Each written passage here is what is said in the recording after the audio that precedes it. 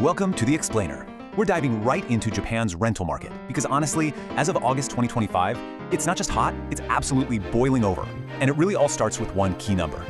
Okay, let's just let this sink in. Plus 11.8%. That's the year-on-year rent hike for a typical couple's apartment in Tokyo.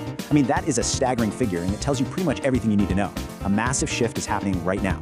And look, this isn't just a Tokyo bubble. Think of what's happening in the capital as the epicenter of an earthquake. The shockwaves are starting to ripple out across the entire country, and it's changing the game for renters everywhere. So, to really get what's going on, we've got to start right in the heart of it all, Tokyo's 23 wards. The market here has just taken off, leaving everything else in the dust. People are calling it a solo run for a reason. And what's really wild is the momentum. Just look at single-occupancy units. Rents are up 10.6% from last year. Now that's not only a new record for the 15th month in a row, but the pace is actually picking up. The growth is accelerating from July into August. So this trend isn't just continuing, it's getting stronger. And if you thought that was a lot, check out the couple-size units. This is where we get that jaw-dropping 11.8% number in August, which is up from an already crazy high 11.4% in July. Rent hikes like this in Tokyo? Yeah, they're not a fluke anymore. This is the new reality. So you gotta ask, why is this happening? Well, it's pretty much a perfect economic storm. You've got two major forces colliding. On one side, a supply-side push. Construction costs keep rising, so new buildings are just more expensive from the get-go.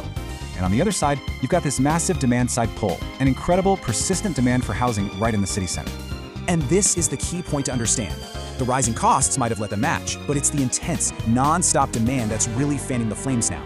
The market has fundamentally shifted. It's not just about costs anymore. It's about a simple, powerful imbalance. Way too many people are chasing way too few apartments. Now, all that pressure building up in central Tokyo, it can't just stay contained, right? It has to go somewhere. And that is exactly what's happening.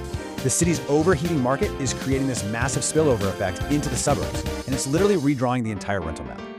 Okay, here's another number for you. 247,000 yen. That's what you're looking at on average for a family-sized condo in Tokyo's 23 wards per month. For a lot of families, that's just, well, it's out of the question. So this sets up a classic dilemma for renters. Step 1, you hit that budget wall in central Tokyo. Step 2, you have no choice but to start looking for anything further out in the suburbs. And step 3, by doing that, you become part of this huge wave of new demand that's now flooding and boosting the rental markets in all those surrounding areas. And here's the direct result of all that. The demand isn't disappearing, not at all. It's just moving. The renters who've been priced out of central Tokyo, they are now the main engine driving the apartment market across the entire greater metro area. We're talking Kanagawa, Saitama, and Chiba. All right, let's pull the camera back even further, to the national level, because this wave isn't washing over all of Japan in the same way. It's not some uniform tsunami. Instead, what we're seeing is this incredible patchwork emerging, with sharp, growing contrasts between different parts of the country.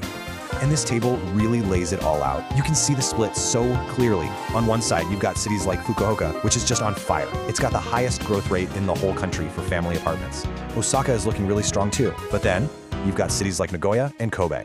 The market there is just kind of sluggish, and that gap between them and the booming cities is getting wider and wider.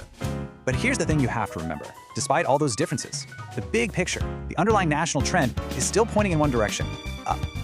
The overall upward pressure on rents is definitely getting stronger. We're seeing more and more cities hitting their own record highs, which tells you one thing for sure. This wave is still on the move. Okay, so we've looked at Tokyo, we've seen the spillover effect, and we've explored the national picture. So what does this all mean? What are the big takeaways from this really complex, fast-moving market?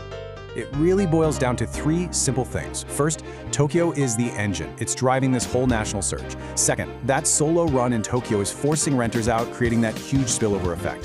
And third, the impact of all this isn't even. It's creating a kind of patchwork nation of winners and losers among Japan's cities. And all of this leaves us with one final, really important question. We are literally watching Japan's urban rental landscape get redrawn in real time.